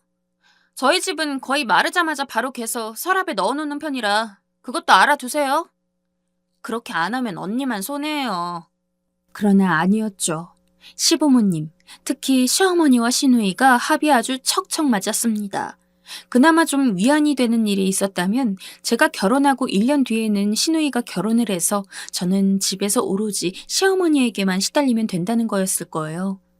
애를 낳아도 제 처지는 별로 변하지 않았습니다. 아니, 어떻게 보면 애를 낳고 더 안 좋아졌을 거예요. 제가 출산을 하고 나서 남편은 이제 본격적으로 새 가족을 꾸리는 만큼 자신이 하고 싶은 일을 새로 시작해보고 싶다며 회사를 그만두고 사업을 했는데 그 사업이 잘 되지 않아서 말 그대로 쫄딱 망했었거든요. 남편은 저와의 결혼을 억지로 강행한 것 때문에 집에서도 미운털이 박혀 있어서 별다른 지원도 받지 못했기에 저는 애를 낳았음에도 불구하고 돈을 벌기 위해 일을 해야 했습니다. 언니, 요새는 어릴 때부터 애들 영어 유치원 보내는 건 기본이에요. 언니는 고졸이어도 애는 대학 보내야죠. 안 그래요? 게다가 하필 저와 같은 해에 시누이가 애를 낳았는데 한 번씩 시댁에 올 때마다 제 애를 보면서 요샌 한국말보다 영어를 먼저 배운다느니 애가 나 닮아서 가방끈 짧으면 어쩌냐느니 등등 온갖 모욕적인 말들을 하고 갔는데 매일 그런 이야기들을 하고서는 제가 조금이나마 화를 낼라 치면 아니, 언니. 뭘 그렇게 예민하게 받아들여요. 언니 걱정돼서 그러는 거잖아요. 라며 쏙 발을 뺐습니다. 남편한테 한탄을 해도 그때뿐이었습니다. 시누이를 혼낸답시고 남편이 전화를 걸어도 시누이는 오히려 제가 너무 과민 반응하는 거라면서 자기는 정말 좋은 의도로 이야기를 했다 이렇게 변명을 하는데 남편으로서 더 뭐라고 할 말이 없었을 거예요. 그렇다고 해서 시부모님이 제 편을 들어줄 일도 없었죠. 오히려 시누이가 그런 식으로 제게 말을 하면 시어머니가 언제인지도 모르게 슬쩍 와서는 네가 아주 맞는 말만 하는구나. 그래, 그래도 일단 태어났는데 지혜미보다는 잘 살아야지. 라며 혼잣말인 듯 아닌 듯 시누이 말에 동조를 했습니다. 손톱이 살에 박혀들 만큼 주먹을 꾹 쥐고 화를 참는 게 한두 번이 아니었습니다. 석박사 출신 남편보다 학벌로 떨어지는 거 다 인정합니다. 가족들 입장에서 여러모로 모자른 여자랑 자기 아들이 그리고 오빠가 결혼을 한다는데 그게 만족스럽지 않다는 것도 이해합니다. 하지만 결국 허락을 하셨고 현재 결혼까지 해서 한 가족이 된 상황인데 이건 정말 너무하는 거 아닙니까? 하지만 더 서글펐던 것은 제가 그 앞에서 뭐라고 할 말이 없다는 거였습니다. 남편이 모아둔 돈이 있기는 했으나 현실적으로 제가 모아둔 돈이 없어서 당장 분가가 어려웠기에 결혼을 하고서도 시댁에 빌붙어 살고 있었습니다. 이 일련의 사태에는 오로지 제가 원인이었기 때문에 당당하게 뭐라 이야기할 만한 거리가 없었죠. 그래서 그저 참기만 했습니다. 그나마 아이가 올바르고 착하게 자라는 거 하나 보면서 그걸 위로로 삼았어요. 남편도 사업에서 실패하고 쓴 고배를 마셨지만 새로이 회사 일을 하면서 조금씩 자리를 잡아가고 있었고 저 역시 비록 결혼을 하고서 경력이 단절된 상황이었지만 약간이나마 돈을 벌면서 어떻게든 새 가족 단란하게 살아보자고 열심히 일했습니다. 물론 아이 교육에 투자할 돈은 거의 없었어요. 시부모님은 당시 저희 보고 분가 못할 거면 우리 집에서 빌붙는 돈이라도 내야지. 라며 생활비를 요구하셨습니다. 제가 장담하는 건데 아마 그 생활비도 저 때문에 말씀하신 걸 거예요. 시부모님은 이미 본인들 노후 준비까지 다 되어 있는 상황이라 솔직히 생활비를 받을 필요가 없었거든요. 제가 그만큼 안 입고 왔던 거죠. 하지만 달라는데 어떡하겠습니까? 매달 생활비를 100만 원씩 꼬박꼬박 떼어주다 보니 당장 남은 돈으로는 먹을 거 먹고 가끔 옷 사 입는 거 정도로 끝이 났습니다. 저도 마음 같아선 하나뿐인 내 자식 나랑은 다르게 하고 싶은 공부 다 시키고 학원도 과외도 해달라는 대로 다 해주고 싶었지만 현실적인 여건이 이를 도와주지 않았어요. 언니, 우리 딸 이번에 명문대 수석으로 들어간 학생한테 수학과외 받고 있어요. 이번에 우리 딸 영어학원 하나 새로 들어갔는데 거기는 주 3일 내내 원어민 선생님이 오신다고 하더라고요. 안 그래도 내 자식 멋들어진 교육 못 시켜줘서 서러운 판에 그런 제 사정 뻔히 아는 시누이는 애가 커감에 따라서 자기 애가 무슨 과외를 받고 무슨 수업을 받고 있고 미주알 고주알 다 늘어놓더니 늘 마지막은 언니네는 애 학원 보내고 있어요? 어머, 못 보낸다고? 안타까워라. 라며 저를 약올렸습니다. 나는 우리 애 건강하게 자라주는 것만으로도 좋게. 보통 집이 어려워서 공부 제대로 못 시켜주는 집이 그렇게 이야기 많이 하더라고요. 나름대로 걱정해주는 건 알겠는데 우리 집은 우리가 알아서 해. 그러니까 매번 올 때마다 학원이니 과외니 그런 이야기 꺼낼 필요 없어. 입시 결과가 나올 때까지 거의 20년 동안 그런 실랑이를 하고 지낸 것입니다. 여러분 상상이 가시나요? 한두 번 들어도 귀에 이골이 날 만큼 짜증나는 이야기였습니다. 그런데 그걸 20년을 버틴 겁니다. 연마다 한두 번이라고 가정을 해도 못해도 30번 이상입니다. 혹시나 아이가 들을까봐 시누이가 저한테 말을 걸어오면 일부러 애한테 잠깐 나가서 놀고 오라고 하거나 심부름을 시켰습니다. 저야 어떻게든 참고 듣겠지만 만약에 제 아이가 신우이 말로 인해서 상처를 받거나 자격지심을 느끼게 된다면 그건 정말 용서할 수가 없을 것 같았거든요. 솔직히 죽을 때까지 그러고 살 줄 알았습니다. 그러나 인생은 호사다마이자 새옹지마라는 게 맞는 말인가 봅니다. 오랜 시간 동안 신우이의 학벌 이야기, 자식 교육 이야기로 시달려오기는 했어도 결국 승자는 제가 되었거든요. 엄마, 저 미국으로 대학 가고 싶어요. 제 딸아이는 어렸을 때부터 영어를 참 좋아했습니다. 그래서 다른 과목보다도 영어 과목을 더 열심히 공부했고 가끔 학교에 상담을 하러 가도 선생님들마다 매번 영어를 너무 잘한다고 거기에다가 다른 과목까지 성적들이 다 좋으니까 미리부터 외국 대학을 노려보는 것도 괜찮을 것 같다는 이야기를 하셨거든요. 어느 정도는 그냥 하는 말씀일 거라고 생각했습니다. 하지만 정말로 제 딸은 대학 입시 시즌이 되자마자 자신이 지금 상황에서 넣을 수 있는 외국 대학을 알아보더라고요. 당연히 응원했습니다. 물론 다른 것도 아니고 해외 대학은 못해도 배 이상의 돈이 들겠지만 그동안 공부하는 것에 아무런 도움도 주지 못한 만큼 적어도 대학을 가는 것만큼은 아무 걱정 없이 도와주고 싶었어요. 그리고 딸아이는 정말로 미국 명문대 합격을 하고 말았죠. 대부분의 사람들이 이름만 대면 어느 정도 알만한 대학이었습니다.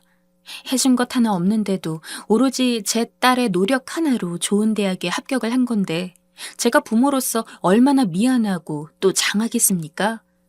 그렇게 합격 소식을 듣고 제가 바로 딸아이를 밖으로 데리고 나가서 맛있는 걸 사 먹이고 돌아오는데 문득 신우이네 자식은 어느 정도 대학에 붙었는지 궁금하더라고요.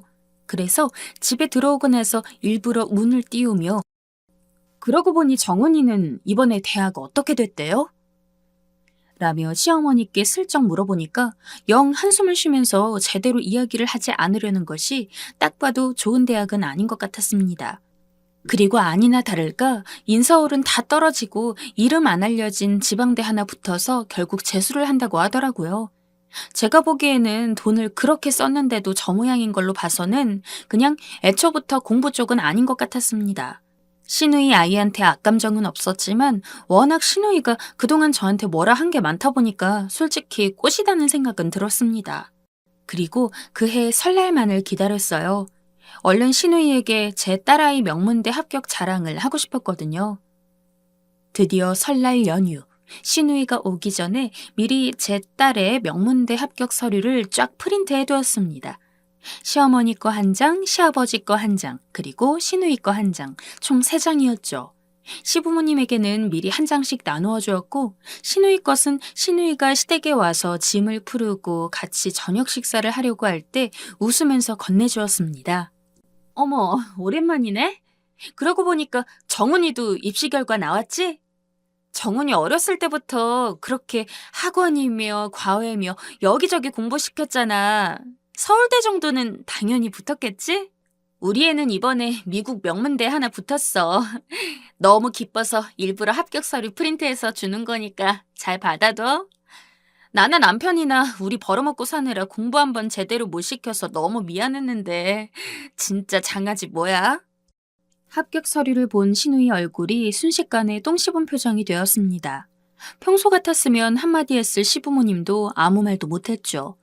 간만에 침묵의 저녁 식사였습니다. 저희 집 가족만 싱글벙글 웃고 있었고 나머지는 밥도 먹는 둥 마는 둥 하더니 시부모님은 오늘은 일찍 자야겠다며 어영부영 방에 들어갔고 신우이는 갑자기 일이 있다면서 밥을 먹자마자 바로 자리를 떴습니다. 신우이를 이긴 건 단 한 번인데 그 한 번이 제 20여 년의 세월을 보상해주는 느낌이었습니다. 열심히 공부해서 성과를 얻은 딸에게 어찌나 고맙던지. 그 이후 시부모님은 제게 별다른 말을 안 합니다. 그리고 평소에 손주였지만 신경도 안 쓰던 제 딸에게 종종 안부 연락을 하시는 모양이에요. 거들떠도 안 보다가 좋은 대학 붙고 나서 뒤늦게 효도라도 받으려는 건지 뭔지. 이유는 모르겠지만 솔직히 별로 마음에 들지는 않습니다. 그래도 일부러 이야기 안 하고 은근히 시어머니가 제 딸 이야기를 할 때면 그러고 보니 요새 미니가 용돈이 좀 넉넉했으면 좋겠는 모양이더라고요. 아무래도 미국이잖아요. 우리나라보다 물가도 비싸고. 이런 상황에서 할머니한테 용돈 받으면 너무 좋아할 것 같은데. 라면서 뭐라도 좀 챙겨달라는 식으로 흘리고 있습니다. 앞으로도 계속 지금처럼만 지낼 수 있으면 너무 행복할 것 같아요. 정말 결혼한 뒤로 지금만큼 속 편하게 살게 되었던 적이 없습니다.